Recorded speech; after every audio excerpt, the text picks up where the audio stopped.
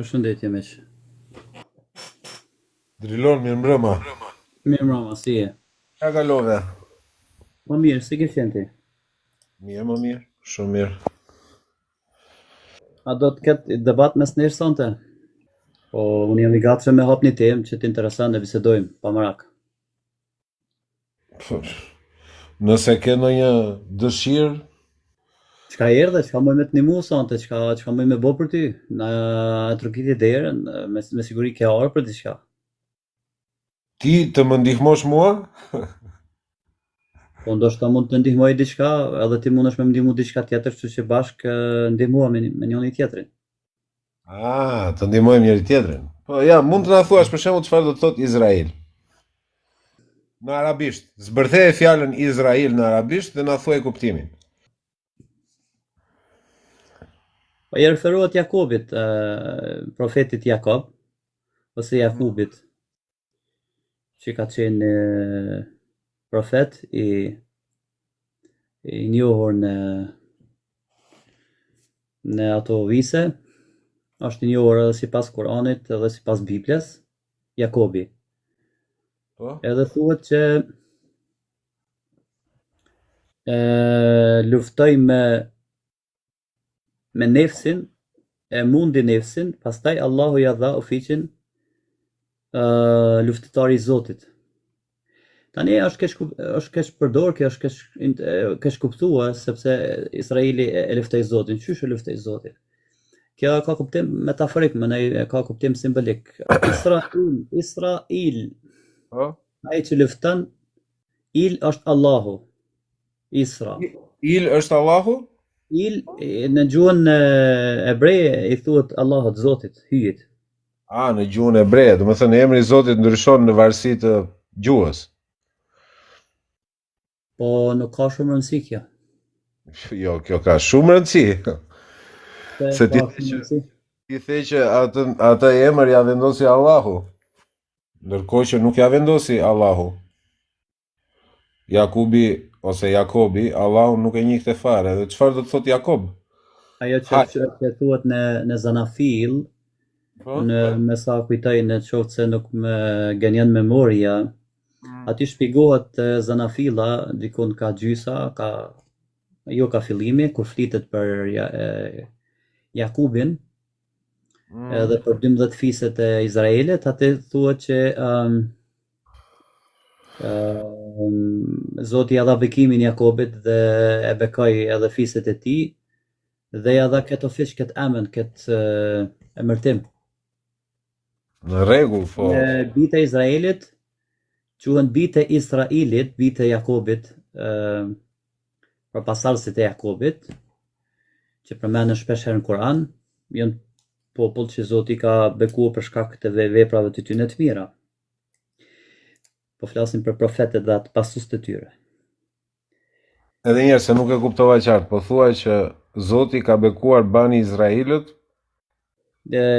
Zoti ka bekuar profetët që ka dërgu të bitë e Izraelit dhe ka bekuar pasardhësit shpirtëror të këtyre profetëve. Okay.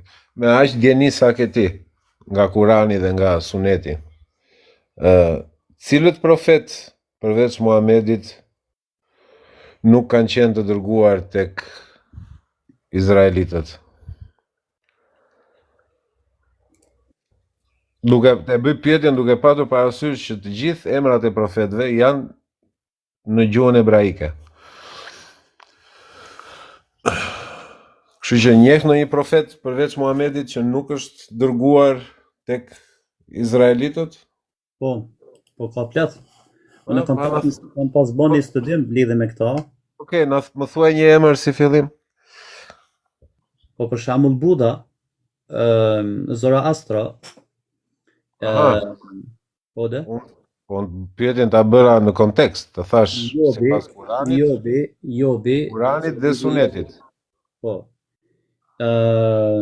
Kurani thotë që nuk ka pas popull që si kam dërgu profet. Tani, Kurani përmend disa profet, nuk përmend gjithë. Por ajo që është e rëndësishme është që në çdo millet ka pas profet. Kurani përmend disa por nuk përmend shumë tjerë. Okej, ku përmendet Jobi përveç se në Biblën hebraike? Ku përmendet tjetër se po thua që Jobi s'ka qenë te Jobi ka qenë Jobi është Ejubi alayhis salam. Pas Kuranit, libri i Jobit është libër edhe më i vjetër se sa libri i Zanafilës. Edhe ka qenë edhe ky profet. Pastaj përmendet profeti Salih, që ka qenë të bitë e Izraelit. Salihu. Ku ka qenë? Salihu. Po. Salihu ka qenë në viset e Arabisë Saudite. Janë populli Medain Salih, është një qytet atje, që quhet Medain Salih, qytetet e Salihut, edhe sot e kësaj dite është një vend turistik që mundesh me vizitu, që i kanë bërë shtëpitë në për do me thënë ka qenë i dërguar në Hexhaz. Po, në Hexhaz, po. Po pse Kurani thotë që Muhamedi është i pari i dërguar tek Hexhazi? Me që pas ka qenë dhe Salihu. I pari që është dërguar juve, pra banorëve të Mekës.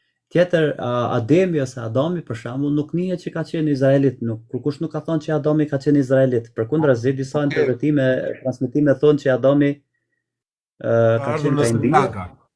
Po. Ka një problem. Po, edhe Nuhu, për shembull, Nuhu është më i vjetër. Nuhu është mërbitja Noas është më e vjetër se bitë e Izraelit. Nuhu nuk ka qenë në Izraelit. Po, në cilën gjuhë e ka emrin? Harrova edhe Hudi është një Yemen që ka qenë një profeti i Yemenit, nuk ka qenë në Izraelit.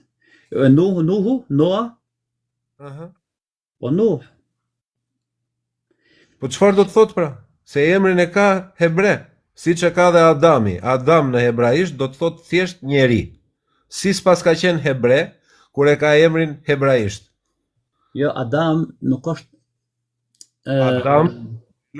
Adam në hebraisht. Adam hebraisht mund të ketë kuptimin njeri, po edhe në gjuhën arabe Edim do të thonë diçka i vjetër, diçka i lashtë.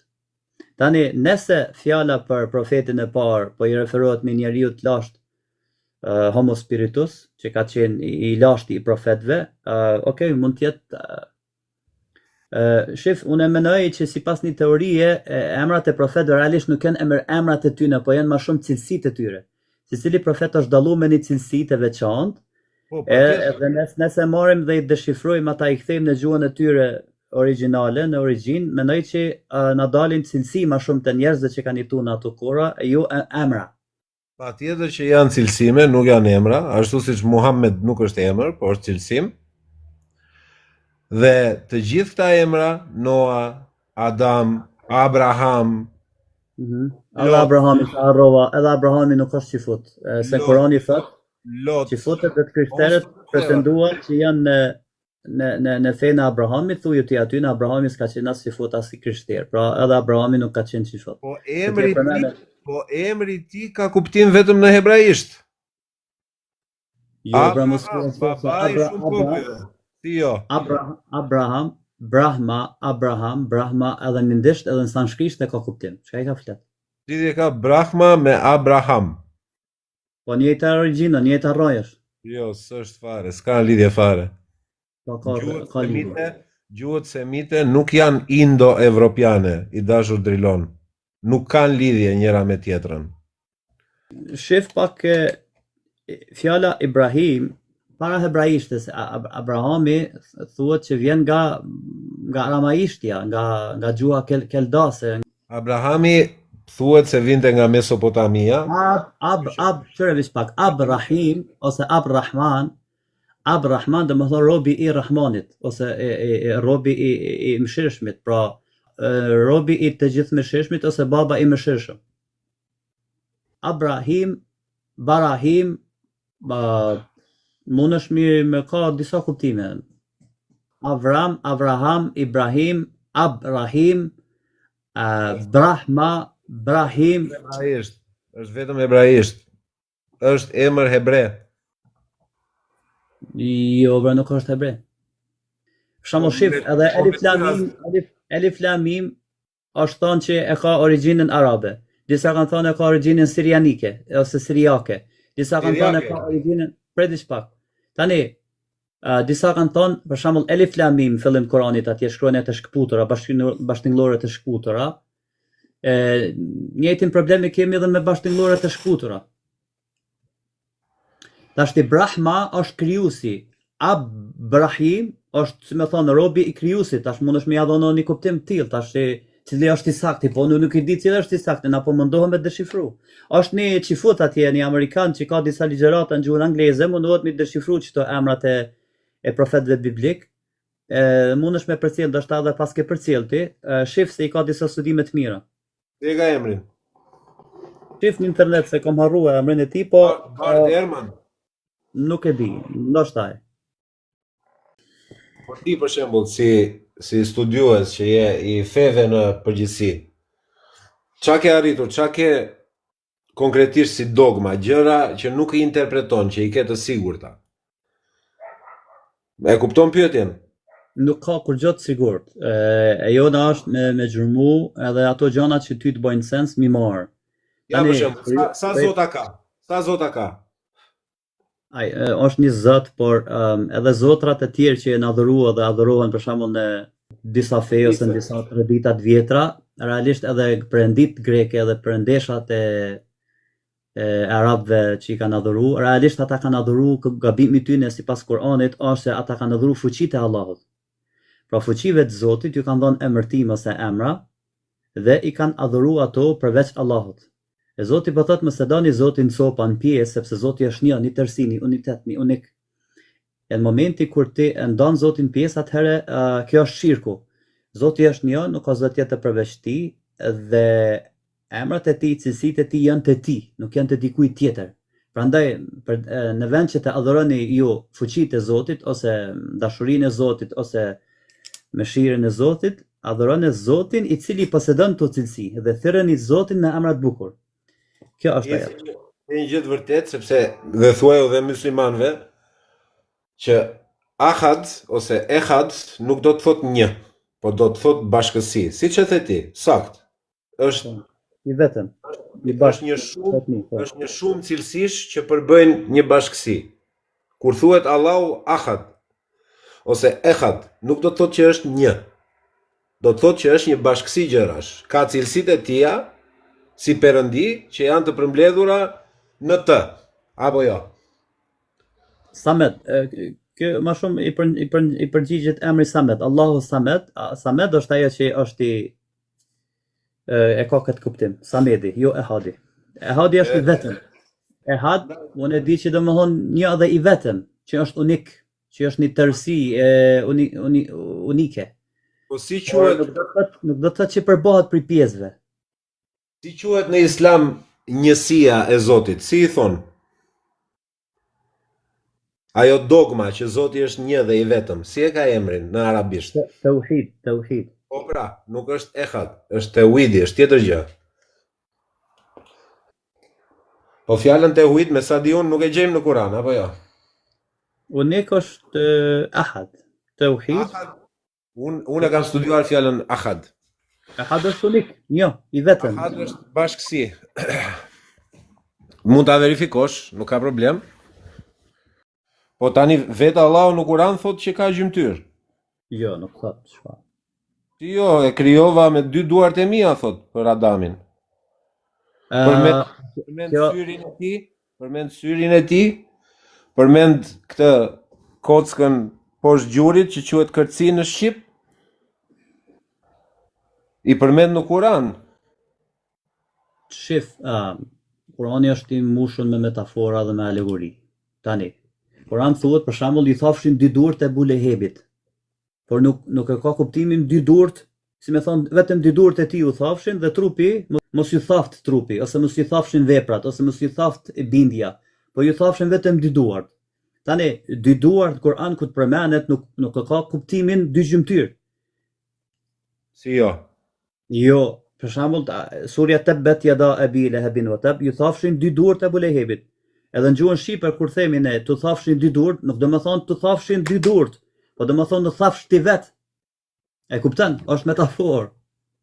Tani, këta salafistet që janë sipërfaqësor, salafistet, vllazërit tonë musliman salafi, që i kuptojnë Kur'anin në mënyrë sipërfaqësore, ta tani këto i marrin në mënyrë bukfale, shabllon, edhe i kuptojnë që Zoti ka dy durë, Zoti ka kërci, Zoti ka fytyrë, Zoti ka dy sy, Zoti ka gishtrin, por krejt këto, sipas dietarëve të mirëfill të shkencës së tauhidit, këto janë metafora që po shprehin kuptime alegorike.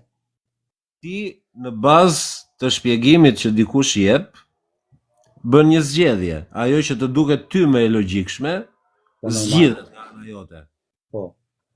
Po nuk janë absolutisht më të njohurit dhe më të famshëm. Jo më të njohurit dhe më të famshëm janë, edhe pse kohët e fundit janë bërë të famshëm këta salafistet, përndryshe dietarët më kredibil që i ka pas Islami ndonjëherë në botë, prej klasikëve deri te bashkohor, të gjithë njerëzani kanë thënë që këto cilësi tekstuale që përmenden në tekste, që i atribuohen Zotit, dy durt, fytyra, kërciri, gishtrinjet, shuplaka e Zotit, krahu i Zotit, se përmendet Kur'an edhe krahu i Zotit, duhet marrë në mënyrë metaforike dhe këto nuk po në kuptojnë gjymtyr as pjesë trupi, po janë shprehje metaforike që në gjuhën arabe kanë kuptime shumë qarta, prandaj Kur'ani ka folë përmes gjuhës arabe dhe nuk kemi pse ja veshim Zotit cilësi trupore, sepse Zoti në ajete tjera po thotë si kur ai nuk është asgjë. Edhe me argumente të qarta mohohet që ai të ketë trup ose të përbohet prej pjesëve.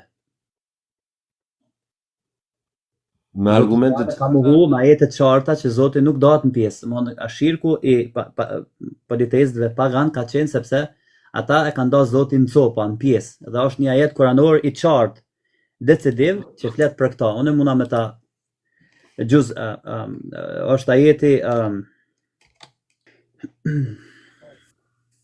cili ajet është? Nahl 55, 57. Po, surja Nahl. Nahl 55, 57. Është Tur 39. Po na e lexoj një këtë të Nahlit. Që tash ti lexoj krejtën, veç pak. Lexoj një këtë të Nahlit. Natën.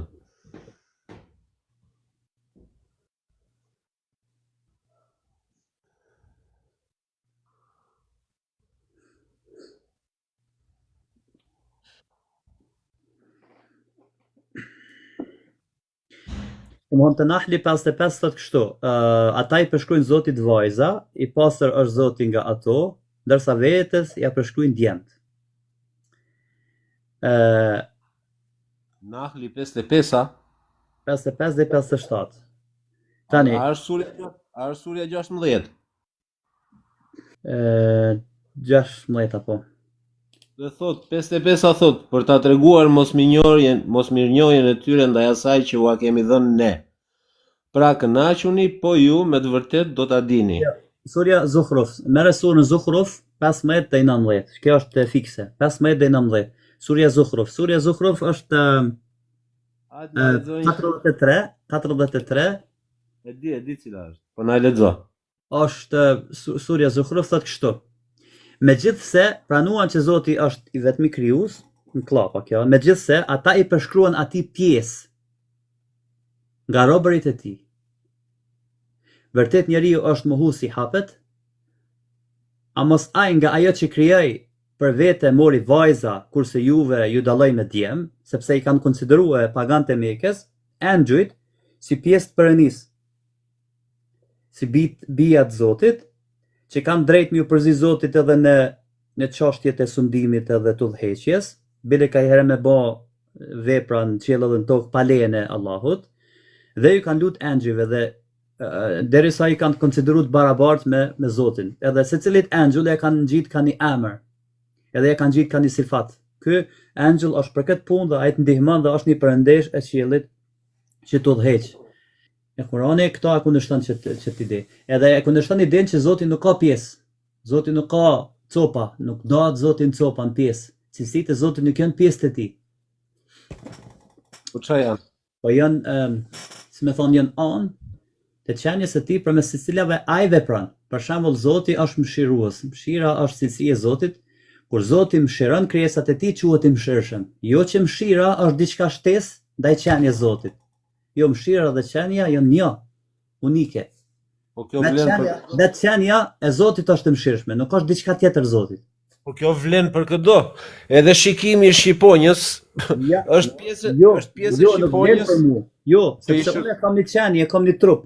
Dituria ime është një aksidens, pra është diçka e ndodhur që i ndodh trupit. Unë sot mund të jem i ditur, nesër mund të jem ignorant, pra dia me mhup, me mu fshi.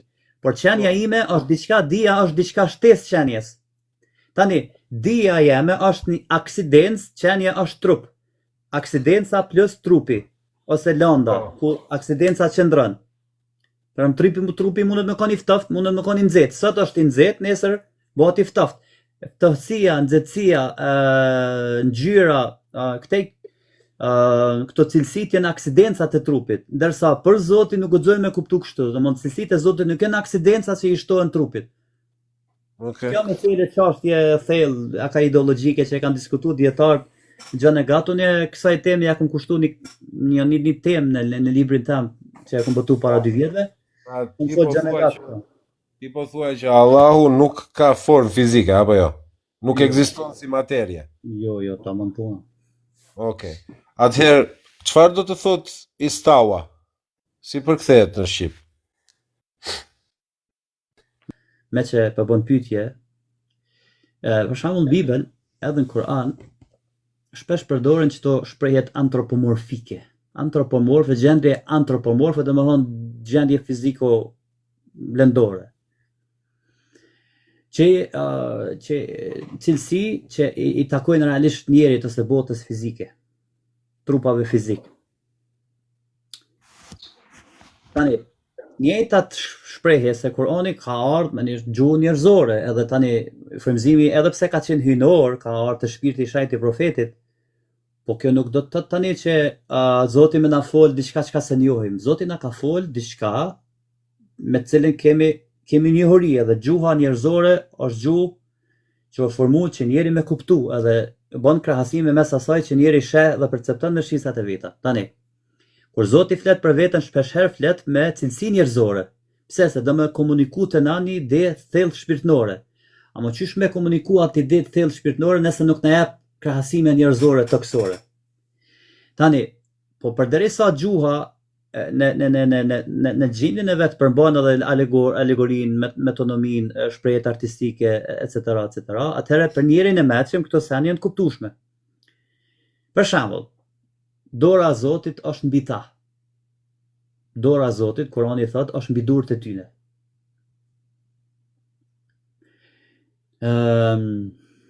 Kur profeti Muhammed ka bë beslidhjen edhe besatimin, bejatin me besimtarët, disa herë ka ndodhur kjo gjatë historisë islame, i kanë vendosur besimtarët durët njënë mbi tjetrën, profeti ka vendosur dorën për mbi besimtarët, dhe Kurani po thot dora e Zotit është mbi durët tuaja. Si me thonë, kjo beslidhje juaja toksore, si me thonë, është bekuar me dorën e Zotit. Kjo nuk do të thotë nuk do të thotë që dora këto është një gjymtyr, sikur gjymtyrët e sahabëve ose gjymtyra profetit Muhammed, që Zoti ka vendosur për mi durët e tona, po do të thotë që Zoti me fuqinë e vet, me ndikimin e vet në botë, veprimtaria e Zotit, ndërhyrja e tij në jetën e njerëzve, pra begatia e tij, domethënë më thonë bekimet e tina, njeri me dorë çka bën? Njeri me dorë bekon, njeri me dorë jep, dhuron, dhunti. Pra si me thonë dhuntia e Zotit, bekimet e Zotit, e japja e Zotit, pra dhëna e Zotit on mbi durët tuaja, pra Zoti ju ka bekuar këtë beslidhje. Kemi ajetin tjetër që flet për sytë e Zotit. Shembull, sytë e Zotit, Bibla thot shikojnë gjithë tokën. Sytë e Zotit simbolizojnë dijen e Zotit, mbikëqyrjen e tij. Nuk do të thonë që Zoti ka kokordhok ose çepalla. Po Zoti është i pranishëm edhe gjithdijshëm edhe ju sheh kudo që jeni, çdo cep krijimit pra është në synin e tina. Ose fytyra e Zotit. Çdo gjë do shkatërrohet e do të mbetet vetëm fytyra e Zotit tonë që është bujar. Tani nuk kuptohet që cilësitë e tjera do shkatërrohen e do mbetet vetëm fytyra. Kur kush se ka kuptu kështu? Është një ajet Kur'an atje që thot kullu shay'in halikun illa wajha, çdo gjë është e shkatruar përveç fytyrës së tij. Dietarët e kanë komentuar çdo gjë shkatruat përveç asaj pune që është bë për hate të Zotit, ose përveç asaj vepre që është bë për hatër të njerëzimit, për shembull, për hatër dashnisë, ose çdo gjë do të shkatruhet dhe do mbetet vetëm Zoti. Realisht çdo gjë është e shkatruar, vetë Zoti është i cili po shfaqet. Shpirti i tij po krijon. Më çdo gjë tjetër përveç tij nuk ekziston. E kanë kuptuar sufistët në këtë mënyrë. Bibel përmendet edhe zemra e Zotit. Zemra e Zotit u pikëllua. Bibla thot. Ama edhe dietarët biblik, komentarët e Biblës kanë thonë që kuptimi simbolik këtu është që zemra e Zotit është mëshira e tij. Jo që Zoti ka zemër ose i fryen damartë ose i rrend zemra. Jo, kur kush se ka kuptuar kështu. Zoti jo shikon. Okej, istawa si përkthej? Tani, për shembull fjala e Zotit, kur ai dëshiron diçka thot bëhu dhe ajo bëhet. Fjala e Zotit nuk do të thonë që Zoti ka si më thon timpan veshje ose ka tela të zanit ose ka buzë kur të flet i laget goja. No, ku kush se ka kuptuar kështu. Fjala e Zotit është fuqia e tij. Drilon, istawa si përkthehet? Tani, istawa, unë po bëj këtu tash një përmbledhje për ty dhe për ata që po na dëgjojnë, se çka do të thonë istiva. Allahu në Kur'an është një 7 ajete që përmendet Zoti ka bë istiva mbi arsh. Çka do të thonë që kjo? A hyb Zoti në front si mbreti? Se istiva do të thonë qëndron, sipas një kuptimi gjuhësor. Froni është froni ku ulet mbreti, karrika e mretit. Tani, nëse e kuptojmë këtë ajet mirë literale, i bie që Zoti është ul në arsh, në fron. Froni është një trup gjigant atje, përmi 7 polqeq, Zoti qëndron ulën në fron dhe ka vendos kamën mbi kam dhe pështetet aty me dash të shtrihet. Ulet, i bie që ka dhe vend ku ulet. Të ndenjura, po. Por istiva në gjuhën arabe ka dhe kuptimin e rregullimit. Rregullimit, istawa, sawi hek, arab thonë sawi hek, bën kështu, rregullo kështu. Për shembull çebapin ti kur të pjeksh, kur pjeket çebapi ose mishi për shembull në grila, ti thuat është istawa lahmu. Është pjek mishi, është rregullu mishi, është pjek. Kur djali i ri për shembull piqet ditunia e tij, istawa ilmuhu, istawa hadha shab, domthon është pjek, ka arrit moshën e pjekunisë. Përdoret edhe në kuptimin e përfundimit të një procesi. Për shembull Allahu në Kur'an po thotë Allahu e ka krijuar qiellin dhe tokën. Pastaj në fillim surës Al-Baqara atje thotë për shembull ajetin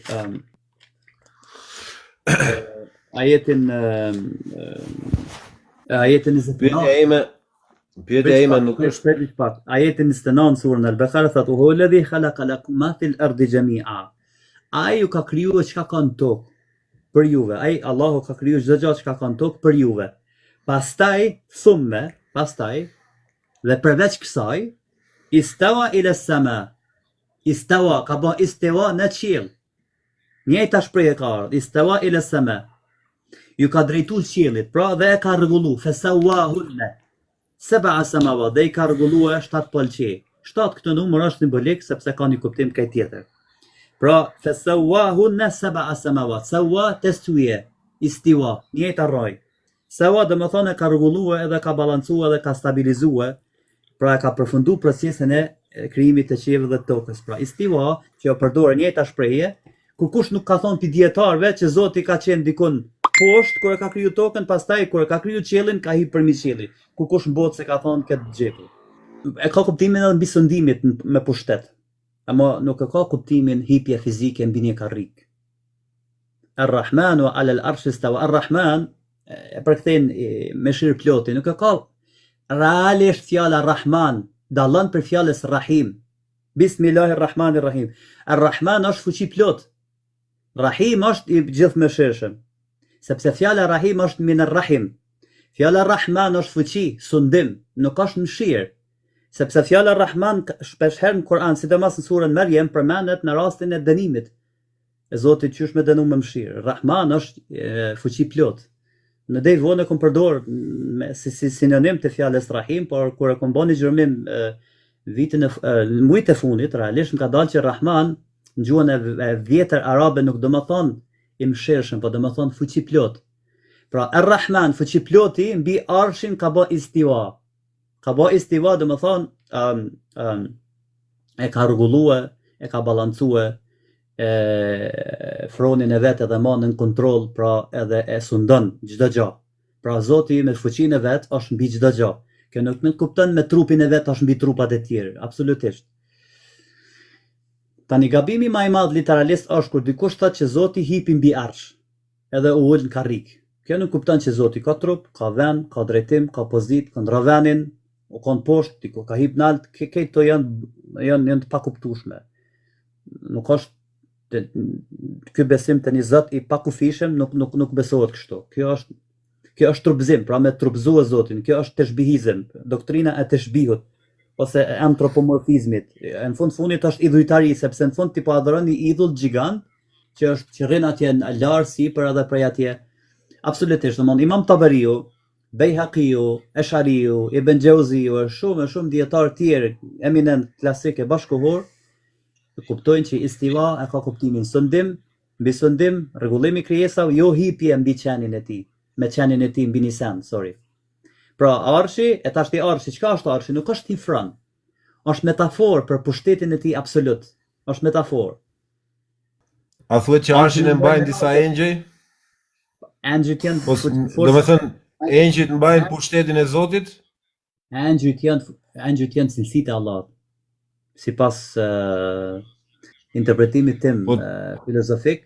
Po ti që parë, më fal vetëm pak, një parantezë, një klap shumë të shkurtër. Ti që parë the që në periudhën pre-islamike, në periudhën e Xhailis, njerëzit thoshin që engjëjt ishin cilësi të Zotit, dhe ky është shirk. Bija të Zotit, kanë thënë. Jo, cilësi the ti, që një engjëll kryente një funksion, një engjëll tjetër një funksion tjetër, dhe ky është shirk. Ishin bija të Zotit, cilësi të ndara nga Zoti. Persone po thëmë, engjëjt janë cilësi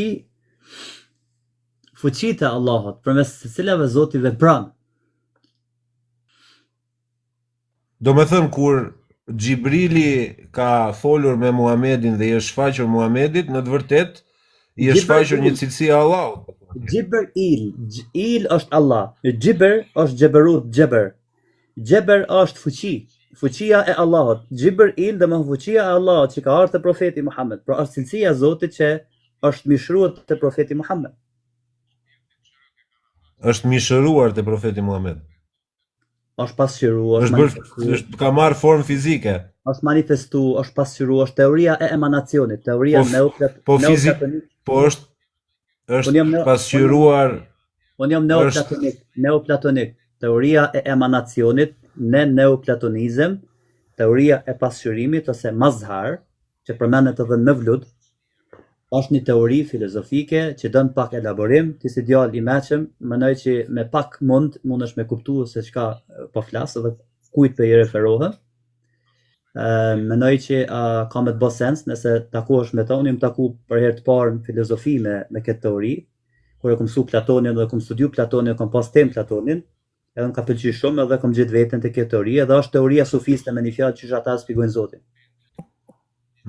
Po si ka mundësi që thuhet në Kur'an që ky Zot që nuk ka një formë fizike, nëse qëndron pas një perdeje, mund të komunikojë me dikë?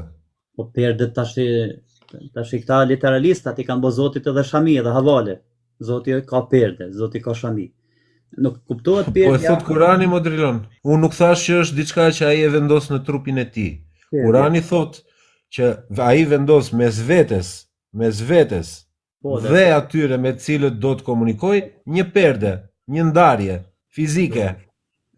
Mes robit edhe Zotit ka perde, hijabi, perdja e tij është nuri, drita, sikur Zoti ta kish hek dritën e tij, si më thon perden e tij, drita e fytyrës së tij do të digjte dhe do të shkatronte të gjitha krijesat e tij aq sa arrin shikimi i tina. Është një haditha që transmeton nëse s'gaboj Buhariu dhe Muslimi, është hadith i saktë.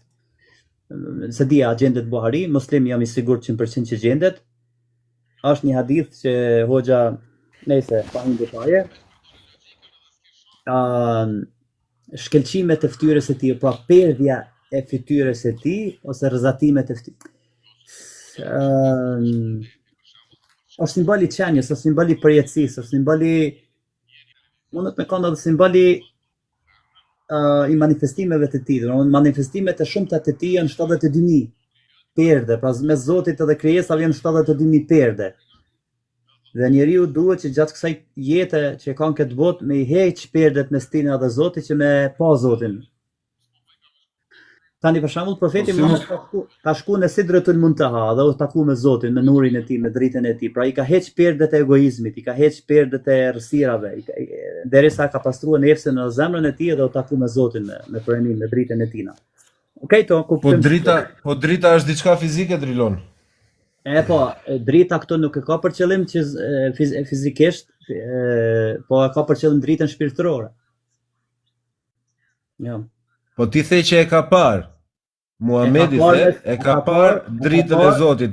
Ka parë me parurit është me sy. Me sytë e zemrës. E ka parë me sytë e zemrës, ashtu si thot Kurani. Me sytë e zemrës. Kurani thot: "Ma kadhaba al-fuadu ma ra'a." Zemra e tij nuk gënjeu për ata që pa, pra. Hijab perdja Allahut, pra nuk e ka për qëllim shamin ose hijabin, po ka për qëllim madhështinë, intensitetin dhe realitetin e tij, që është aq i lartë sa që krijesat nuk munden me përballu pa u shkri, pra duhet mu shkri veten në Allahun nëse do me përjetu Allahun. Thot sufizmi, nëse ti nuk bën fena fillah, nuk mundesh me përjetu Allahun. Pra duhet me ti ose unë duhet me zhduk egoizmin nëse do me pa Allahun. Nuk munden me pa Allahun pa zhduk perden, pra pa i hek perdet. Musa për shembull alayhis salam, kur dashti me pa Zotin, tha Zot, unë du me të pa ty. Tha ti s'mundesh me pa mu, qyre kodrën. Pra ti nuk mundesh me pa mu përderisa sheh kodrën tënde. Kodra ishte kodra e egoizmit. Bjeshka ose mali i egoizmit. Dhe Musa nuk mujti me pa Zotin pa e zhduk egoizmin e vet. Kur Musa arriti me të kalu egoizmin, atëherë e pa Zotin. Kur e pa Zotin i rat fikt. Kjo është në Kur'an e kjo. Është krejt kuptim simbolik. Po Muhamedit i rat fikët? Tani, i rat fikt nuk është që kuptimi, i rat fikt që i bje dikuj që është pa vedije, po si me thonë, prajtaj një ekstaz, u taku me të shajten, me dritën, me nurin, prajtaj një katarsis të pa krahasueshëm, s'po di që me qujtë. Ja. Po kjo s'është në Kur'an. Jo, është Kur'an, qysh ja, Kur'an është. Ku është kjo në Kur'an që Muhamedi ka parë Zotin? Është në surën Najm. O Najmi idha hawa. Në surën Najm, cili ajet? Është ajeti 12, 13, 14. Okej, ja ta lexojmë. Po, afër dy harqe ose edhe më afër. E ja shpalli robit të tij atë që ja shpalli. Zemra e tij nuk e përgënjeshtroi atë që e pa. Val apo polemizoni me të për atë që ka parë, ai me të vërtetë e ka parë atë edhe një herë tjetër. Tek Sidratul Muntaha. Po këtu nuk i referohet Allahut, i referohet Sidratul Muntaha, Allahun, sepse tradita thot që aty s'ka mujt në shku as Xhibrili. Aty ka shku pejgamberi alayhis salam, dhe është taku me Zotin tek Sidratul Muntaha. Më fal, kush ja ka mësuar Kur'anin Muhamedit? Unë kam një tipologji. Nuk di sa mund është me kap.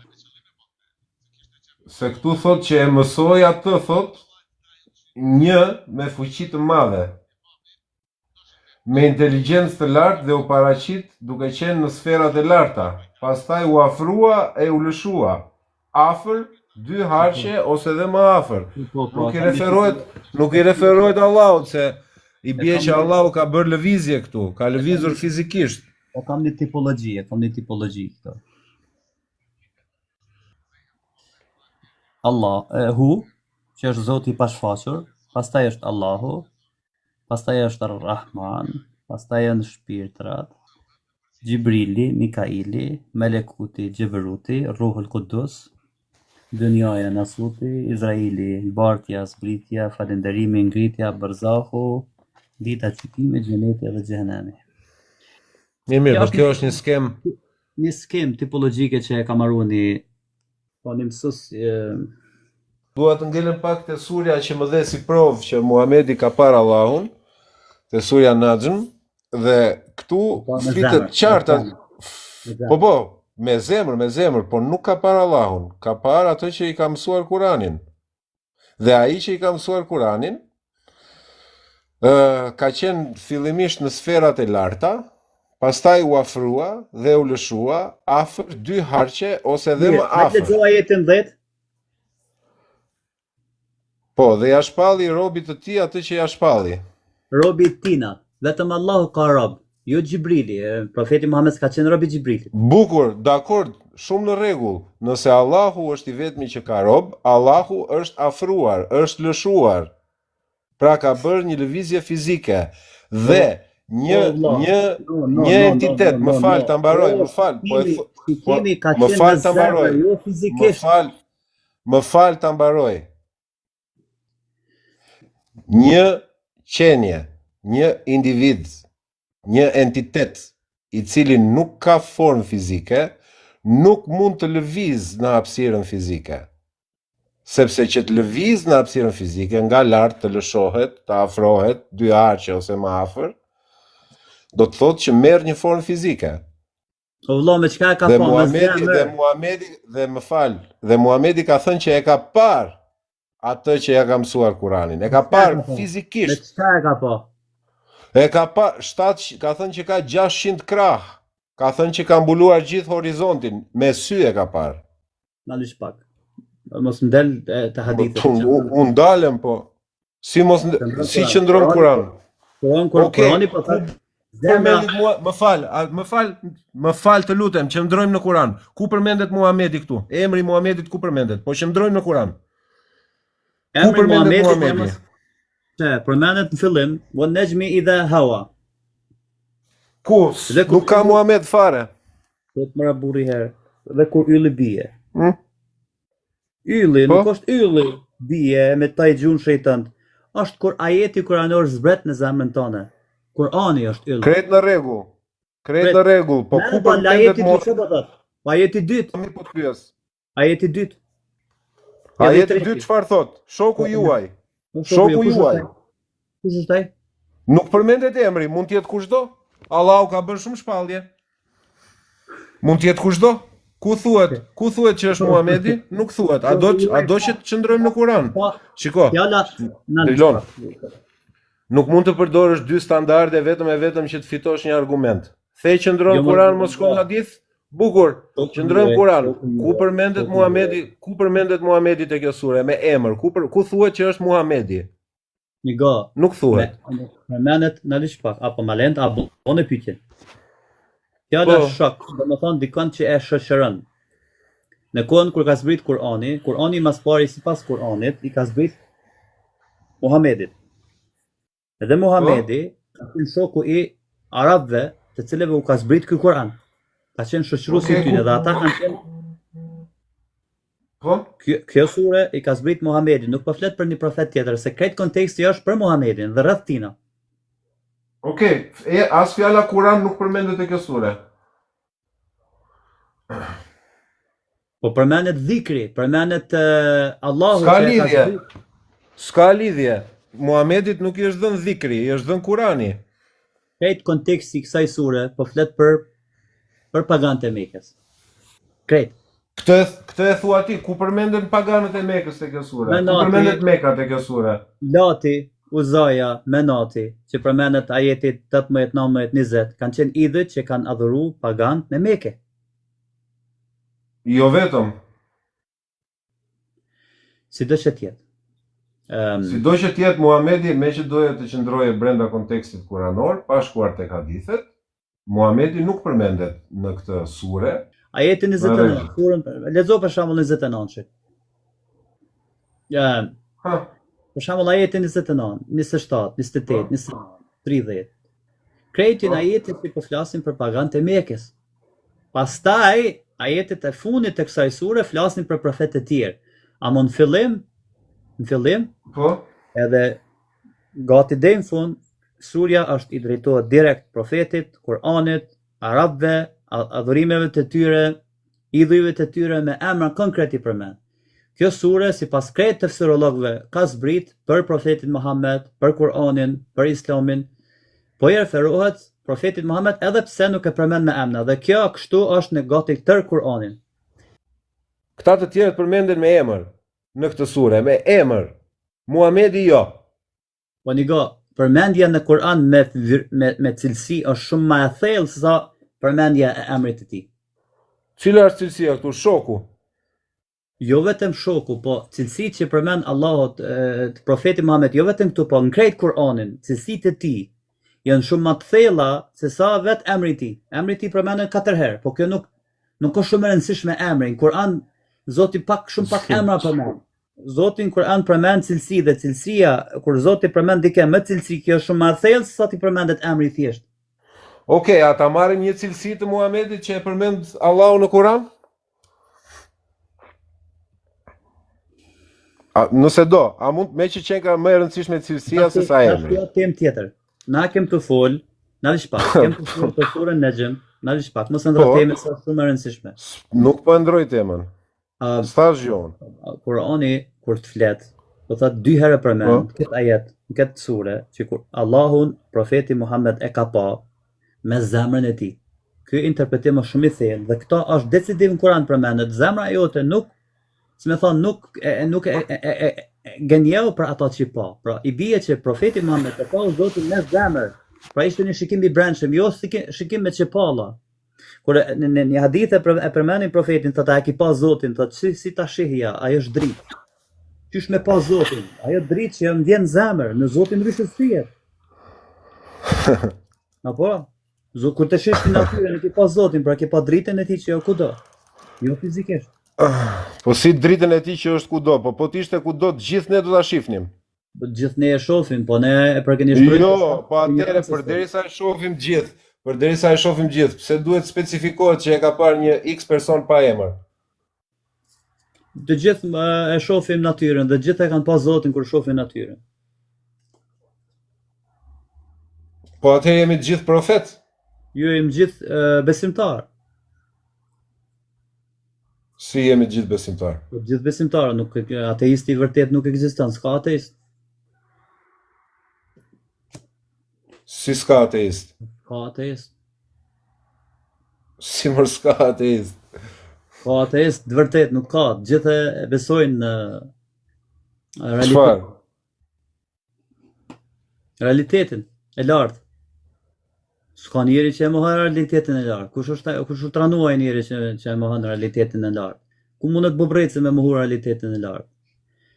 Zoti është diçka e domosdoshme, s'mundet kërkush me mohu. Njerëzit e mohojnë sipas kujt?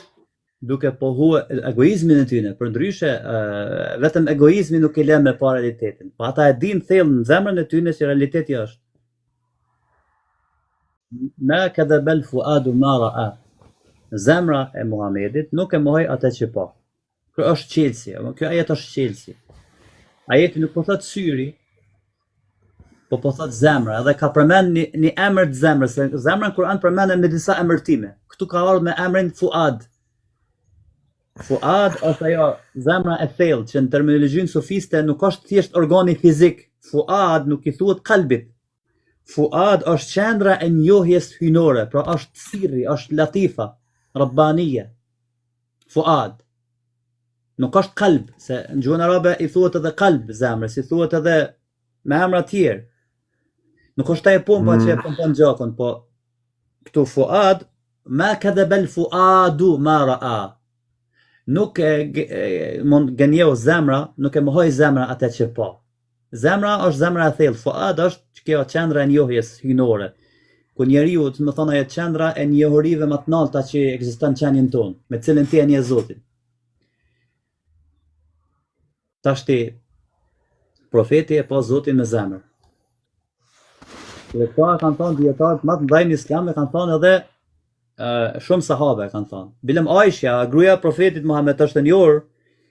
Po, ka thënë që kush thotë që Muhamedi e ka parë Zotin, po gënjen. E di, e njoh hadithin. Bravo, Aisha vetë po thotë, kush thotë që i thotë që profeti Muhammed e ka pa Zotin me sy, thotë ajo rrend, Zotin profeti Muhammed e ka pa me zemër. Ibn Abbasi tekstualisht e përmend. Ibn Abbasi tekstualisht thotë, profeti Muhammed e ka pa Zotin me zemër, jo me shikim të zakonshëm. Ibn Abbasi. Që i bie që edhe sahabët e kanë pas qartë këtë koncept. Tani. Qa do të thot me zemër, thash? Sipas gnosës islame, zemra është qendra e marifetit. Është përjetimi intuitiv që ti si qenje e bën për hyjnorën. Ajo është ndryshimi i zemrës tane, që është zbulesa jote që me cilën ti arrin me perceptu diçka për i shënësisë. Pra, ajo ana superiore jote. Do me thënë, nëse dikush për shembull pëson, i bëhet një transplant zemre dhe ai ka qenë bie fjala ateist dhe i vendosin zemrën e një muslimani, ai bëhet musliman? Jo, absolutisht, se nuk po flasim për zemrën si organ, po flasim për zemrën që është syri i brendshëm. Po flasim për... Si, nuk e kuptoj këtë syri i brendshëm, se kuptoj. Po flasim për... po flasim për zemra është ajo qendra e njohjes hyjnore. Nuk është organi fizik. Zemra në sufizëm, po edhe në Kur'an kur përmenet, nuk ka të bëj me organin fizik që pompon gjakun, ka të bëj me zemrën e brendshme, zemrën ezoterike, zemrën që është qendra e njohjes hyjnore, që është ajo ndryshimi i brendshëm, që është ajo përjetimi intuitiv i qenjes, është ajo thellësia e ndërgjegjes, është ajo vetdia jote, realiteti më i lartë i ekzistencës tonë, është shpirti. O Drilon, a ti njeh ndonjë gjë që njeriu mund të bëj me këtë syrin e brendshëm nëse njeriu ja heqin të gjitha shqisat që ka, pra dëgjimin, shikimin, prekjen, nuhatjen dhe shijen? Shif, s'ka dyshim që këto që i përmend ti janë porta të zemrës. Po pra, nëse këto janë të mbyllura, fizikisht të mbyllura, ç'a ndodh? Mbetet ajo vetdia pa shfaqje. Dhe ti këtë e di si e di ti këtë, nga e di?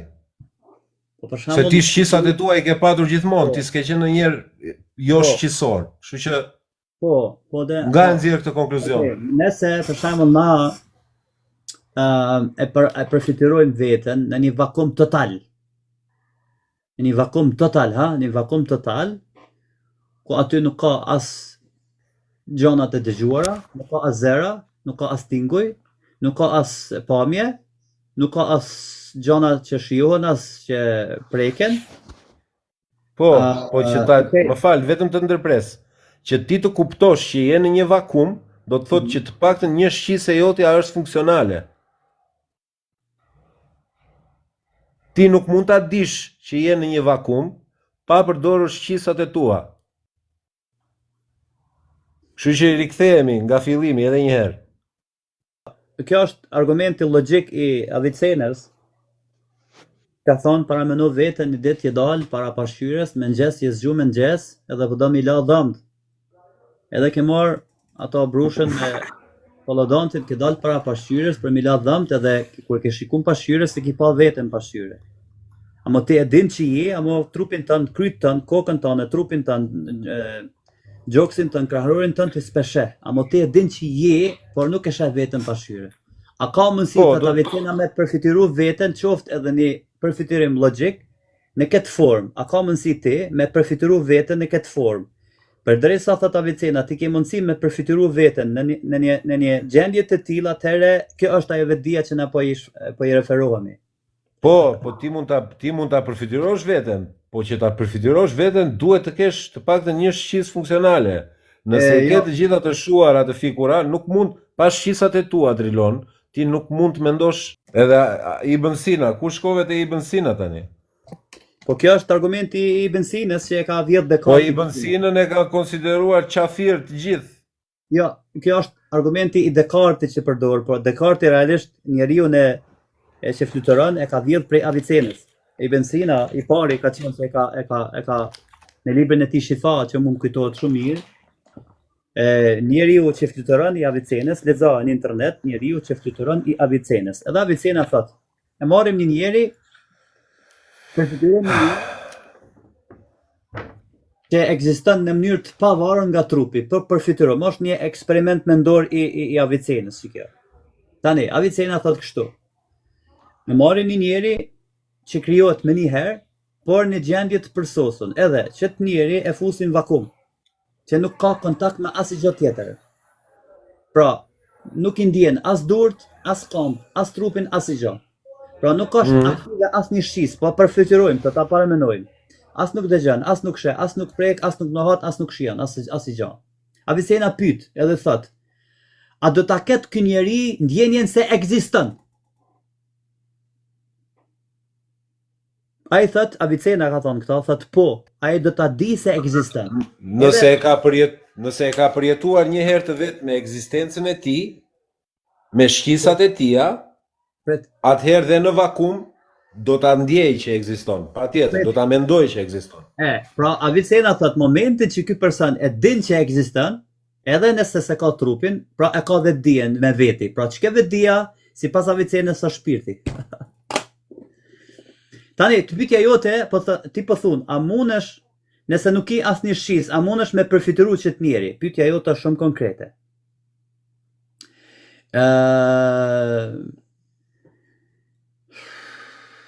Në mënyrë intelektuale po, se Avicena po thot në mënyrë intelektuale. Vet Avicena ka mohu që në mënyrë shqisore ose imagjinative është vështirë. Domthonë, sepse përfityrimi lidhet me imazhin, nëse s'keni imazh, si s'mundesh me përfituar. Por thot Avicena në mënyrë intelektuale, me akël, thot ti mundesh me kuptu, sepse mendja kupton idenë e vetdijes edhe nëse se ka trupin. Që kjo është pika pas sipërfaqe, që e kanë marrë, pi Avicenës këtë e kanë marrë këto. Avicena është koni pari që e ka dhënë këtë teori, e masani Descartes e ka vjedh pa ja përmend emrin. Në rregull, po nuk ka qenë musliman, se po e përmend Avicenën si ka qenë musliman. Avicena baba, e Mulla Sadra është nana. Shumë mirë që ndjek Avicenën. Po thua që edhe ti, njeh si Avicena, në rregull je. Ktheu pak te foshnja tani. Avicena o koni madh, edhe thuhet që ka qenë Ismaili, filozof, edhe pse ai se ka pranuar që është Ismaili, në fëmijën e tij të hershme ka qenë familja e tij Ismailite. Ismailit janë shumë filozofë të thellë. Unë i kam qef dhe i kam gjatë, edhe i duhet Ismailit. Po Avicena ka qenë filozofi, që ta i kalu këto, si me thonë, këto dogmat edhe këto ideologjitë e kohës tij dhe ka bo shumë teori, ka dhënë shumë kontribut edhe në mjekësi, edhe në psikologji, edhe në shkenca, edhe Avicena ka qenë. Na musliman krenohem me Avicena, no djo. Po s'ka qenë musliman or bir? O, ka qenë musliman se që keme te. S'ka qenë musliman hiç. Po ti s'ka qenë musliman, ma shka e ka flu. Po s'ka qenë musliman, nuk ka qenë musliman. A the, më fal pak, a the mjekësi, a the është marrë me mjekësi? O, Avicena ka... Kemi një, më fal, të lutem. Kemi një hadith. Avicena, krejt jetën ka kushtu Kuranit. Avicena, krejt jetën ja ka kushtu Islamit, ja ka kushtu Kuranit, ja ka kushtu Profetit Muhammed. Ama e ka kuptu ndryshe. Literalistat e kanë kuptu ndryshe. Tani kemi të bëjmë me interpretime.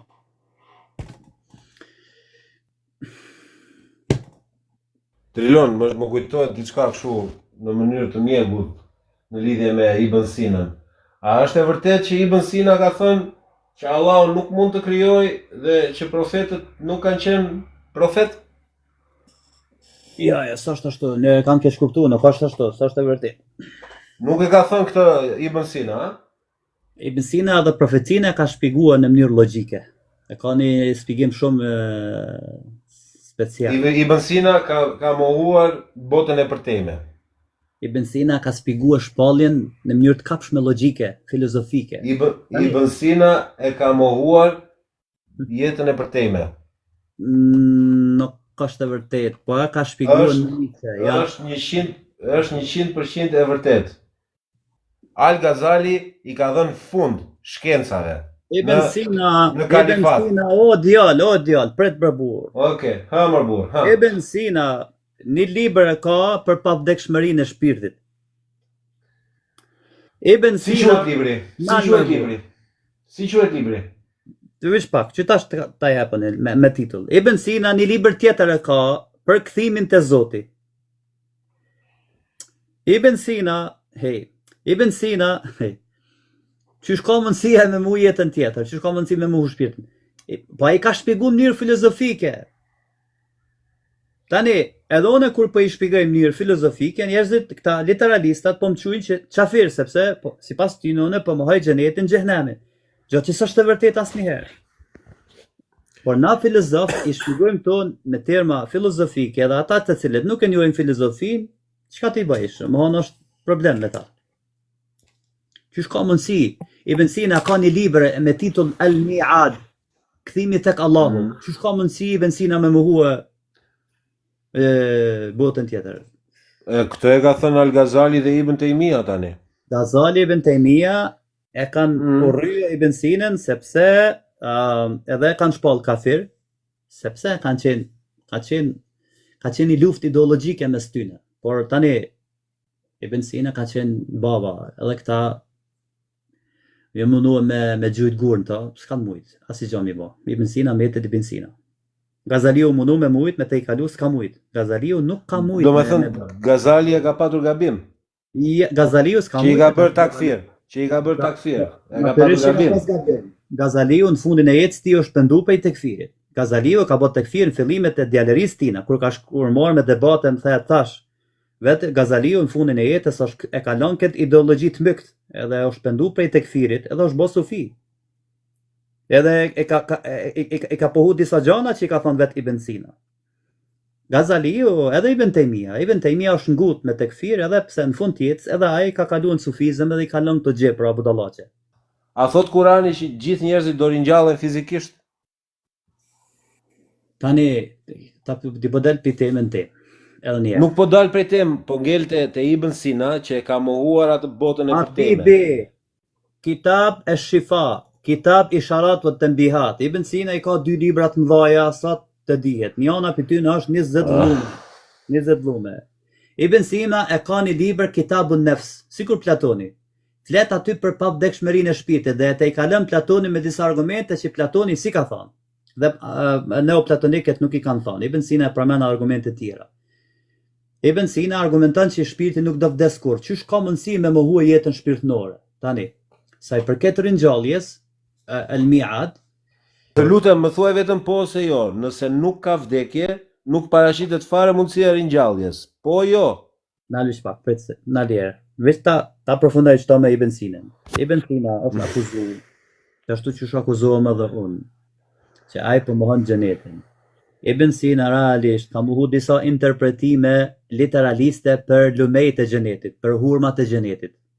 Sepse Kurani shpesh thot methalul jannati allati wa'ida al-muttaqun, shembëltyra e xhenetit i cili është, si më thonë, është premtuar te devotshmeve, është aty ka lumej prej qumshtit, prej vene, prej ka banane, ka mish shpendësh. Mere ajetin për shembull në surën 47-15. Po? Mere ajetin.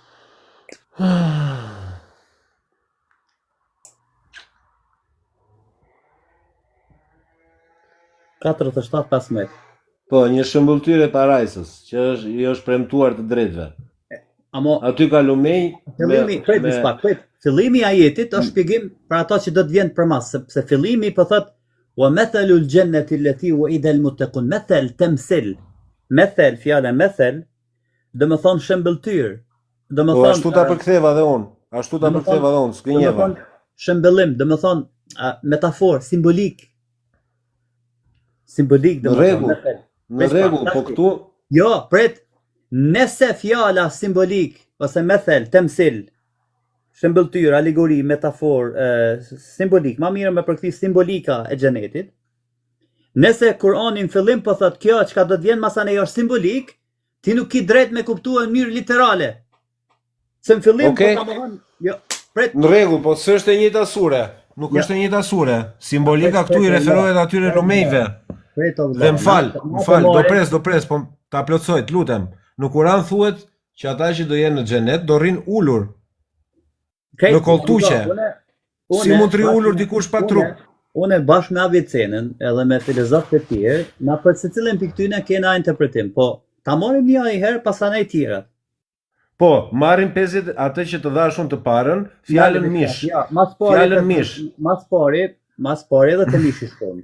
Ne marrim 47, 15, që është fillimi edhe është baza ku du të më këti tjera. Unë menaj. Njona pi bazamente, sepse këtu është sharu. Ajo që po vjen pas është simbolik. Po, te surja 47 po.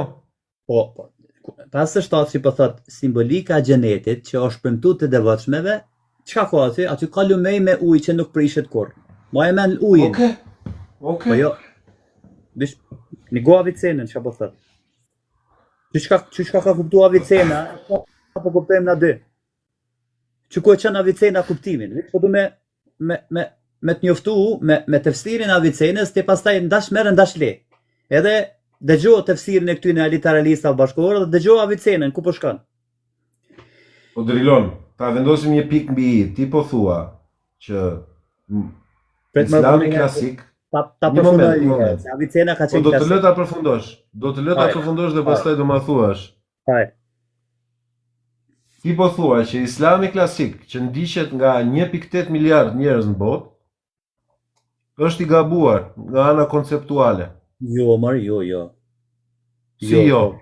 Jo, nuk është gabim, edhe ajo është një gabim. Po s'mund të jenë të dyja të drejta, më burr.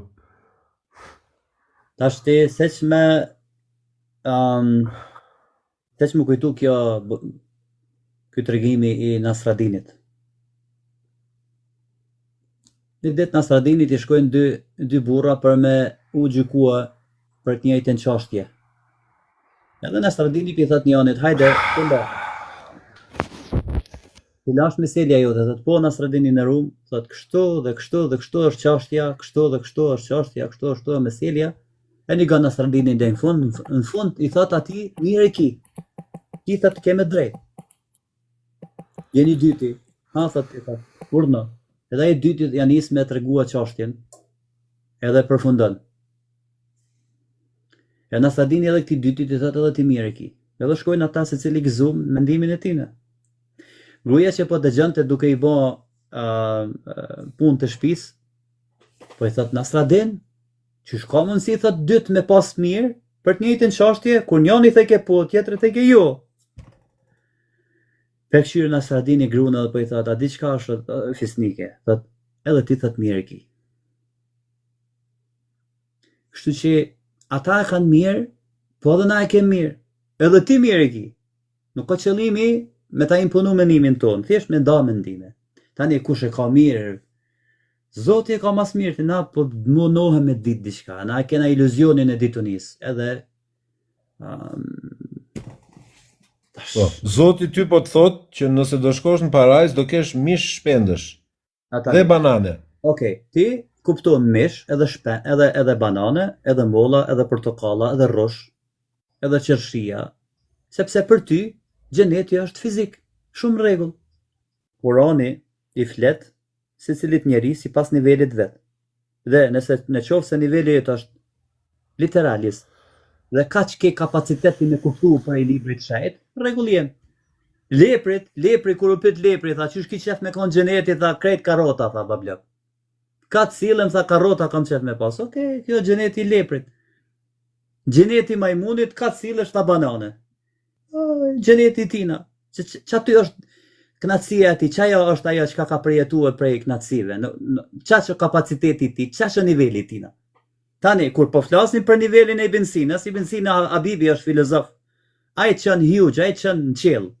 Ta është i filozofia e Ibn Sinës, a përdojnë me mnigu mu që që ka kuptu këta jetë, a do me të kalëzu. A e lezum këta jetë, dhe shembuli xheneti që është premtu të devotshmeve. Aty ka lumej me ujë që nuk prishet kur. Ujë. 2. Ka lumej me qumsht, me shijet e pandryshum, qumshti. Uji, ma e men uji, ma e men qumshti, Treta, lumej me verë, që është kënaqësi për ata që e pinë, është lezet për ata që e pinë. Dhe e funit, lumej me mjalë të kullum. 4 lumej ka përmend: uji, qumshti, vera edhe mjalta. Uji me ezoterizëm përfaqëson dijen shpirtërore. Uji në Kur'an, nëse i mbledhim ajetet ku flitet për ujin, flitet për ndriçimin hyjnor, për dijen shpirtërore. Pra, uji që nuk prishet kur simbolizon dijen e pastër dhe të përjetshme, që nuk ndikohet nga koha dhe materia. Në aspektin mistik, uji është njohuria hyjnore, pra gnosa, që është direkt nga Zoti, që vjen dija e Zotit, që i është dhënë besimtarit, uji. Mas pari duhet uji, mas pari duhet dije. Kur të merresh dijen, çka duhet me bë? Tash ti vjen puna efekti i qumshtit. Qumshti është ushqimi shpirtëror, simbol i ushqimit shpirtëror. Tani e more dijen duhet me ushqy në vazhdimsi. Shija e pandryshueshme, çfarë do të thonë? Qëndrueshmëria e të vërtetës shpirtërore në qenien tonë. Pavarësisht ndryshimeve të kohës e të botës fizike, qumshti, simbolika e qumshtit është qëndrueshmëria e forca, të forcon. Është ajo frymëzimi i brendshëm që ti kur e more ditonin, pastaj për me qëndru ditonia në qenien tonë duhet me pas frymëzim brendshëm edhe me qëndru aty. Jo erdhe shkoj, se s'është ditonia jo. Okej. Tani lumejt me verë, e more ditonin, e përqendrove ditonin, tash ti vjen ekstaza shpirtërore, duhet më ani lezetin, mu deh shpirti yt në praninë hyjnore, në dashurinë hyjnore. Është ai eliksiri i shpirtit, është ajo vera, pra që ti shkrihesh në Zotin, bëhesh një me Zotin. Rumi, në mesnevin e vet, kur flet për verën, dehjen e besimtarit, po flet për një dehje shpirtërore. Masi që ju deve me Zotin, ka ardhur vakti tash me lënë mjaltën e kullume. Mjalti është simbol çka i ëmbëlsisë. Mjalta është ëmbëlsia. E dite, qëndrove, u dehe, mjalti është ëmbëlsira. Për e fundit, qartësia e të vërtetës shpirtërore.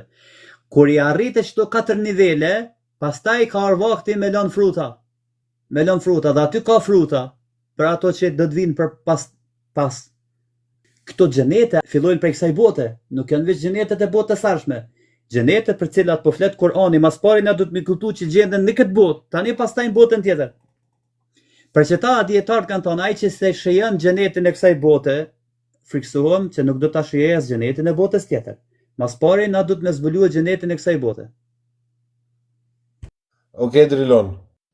Në parajsën, në xhenetin që përshkruan Kurani, të cilit ti i beson, duke u bazuar tek ajo që Kurani shkruan. Njerëzit, gjallësat, krijesat e Allahut në parajs, në xhenet, do të jenë fizikisht të pranishëm apo jo? Po, jo, të lutem. Qëre,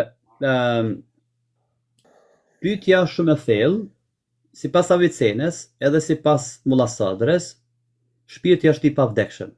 Tashti bota e përtejme, a ka një realitet fizik,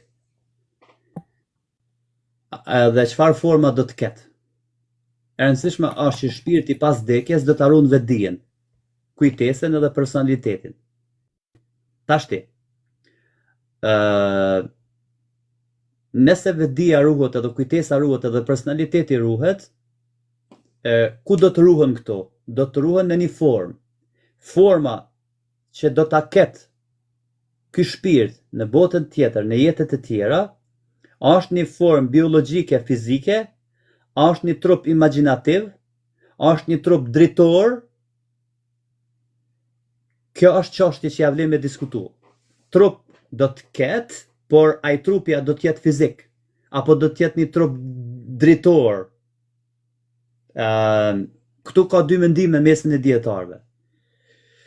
Qenia, sipas Mulla Sadrës, do të zhvillohet dhe lëvizjet e vazhdueshme të qenies që do të prodhon trupi i botës tjetër është prodhim i brendshëm i shpirtit. Pra shpirti e brendson, e formson veten në një mënyrë që e pasqyron nivelin e realizimit tina. Pra vetë shpirti jonë, veprat tona Në botën tjetër shpirti do ta pasëroj në një formë qenien ton, trupin ton ashtu siç na e meritojmë. Tani cila do të jetë ajo formë?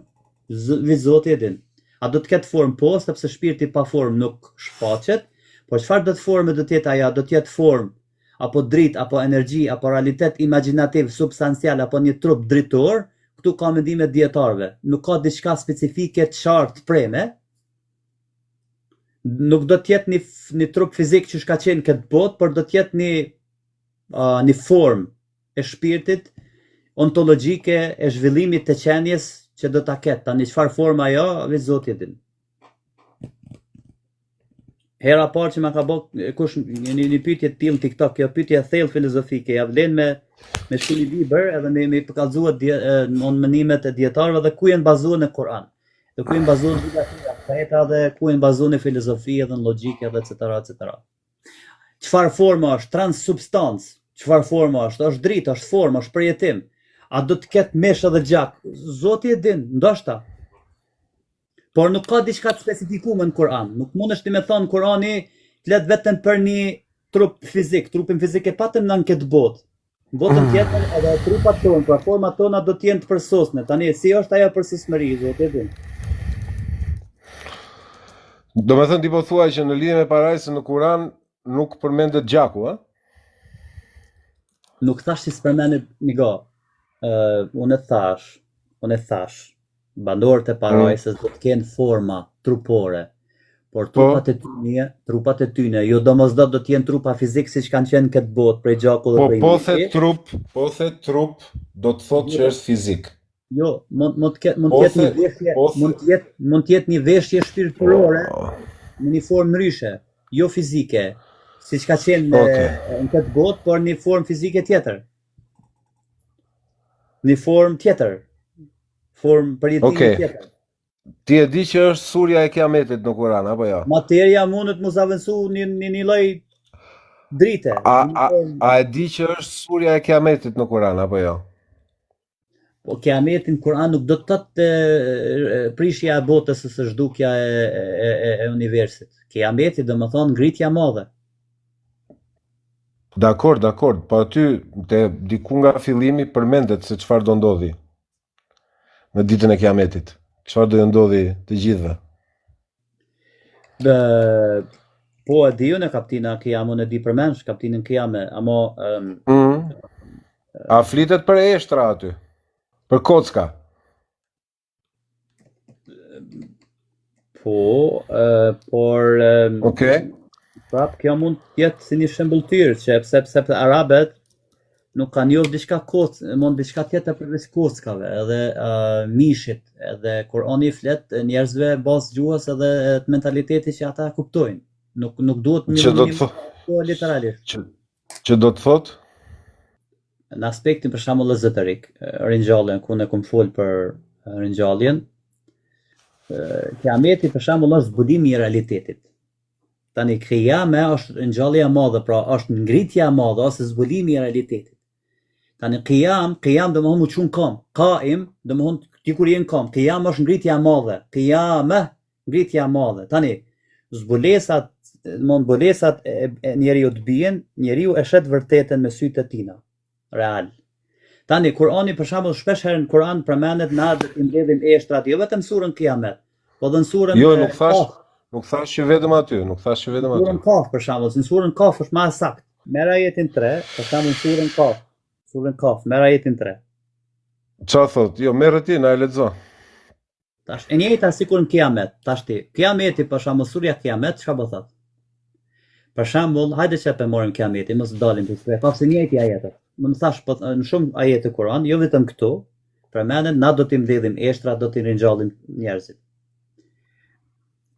Literalistat që kuptojnë, literalistat e kuptojmë që na do ta rindërtojmë trupin fizik kockë me kockë, qelizë me qelizë, do t'ja kthejmë edhe kockat e tij të vjetra dhe lëkurën e tij të vjetër do t'ja kthejmë siç e ka pas. Por problemi e ta është në shkencën bashkëkohore. Po edhe në kalumen e kanë ditë këto njerëzit që trupi për shembull rigjenerohet, thajt rigjenerohen. Cilë thajt do t'i ringjallen? Thajt që i kam unë sot, do t'i kem mas 2 vjetëve, apo ata që i kam pas para 1 muaj. kanë rënë polemika, divergjenca. Disa kanë thonë jo, do mbetet vetëm një pjesë e trupit e pandryshueshme dhe do të ketë njëjtin ADN. Ka disa bashkëkohor literalista. Por Avicena e kupton ndryshe, për shembull. Eshtrat janë metaforë për strukturën e thellë të qenies. Bërthama edhe bie, ashtin edhe më kuptu. Do t'i mbledhim në gjuhën arabe, do të thonë nuk po flitet për mishë kërkuesa, po do të flitet për një lloj esence.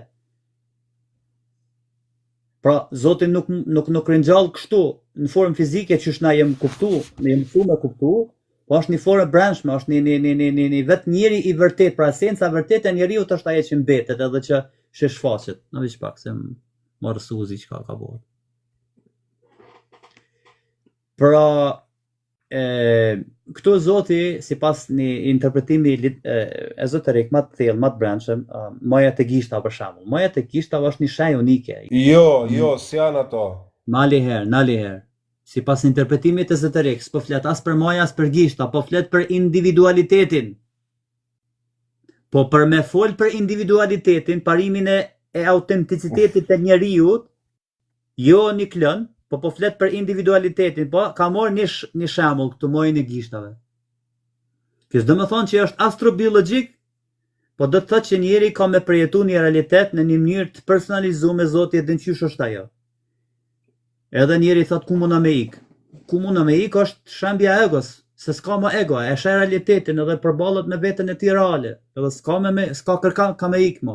Është i zhveshur nga roli, nga maska, nga vetë justifikime, s'ka ka me ik më.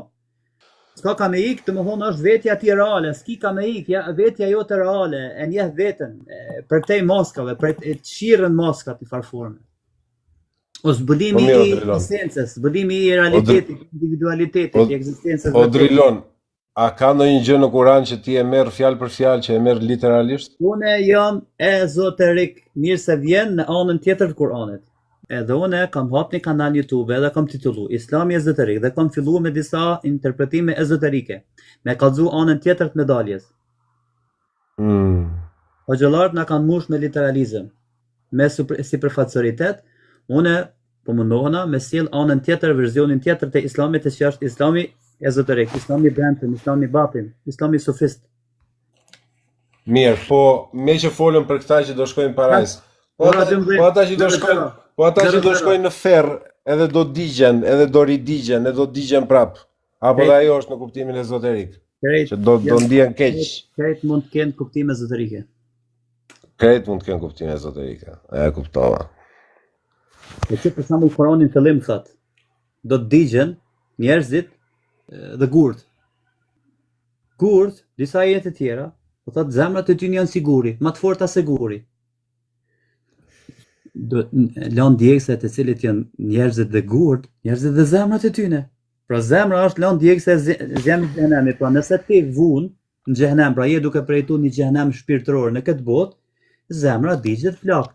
Nëse do me shpëtu veten, pra mos më të djeg brendësia jote flak, atëherë ti dush me besu Zotin, edhe me nigu shpirtin tënd.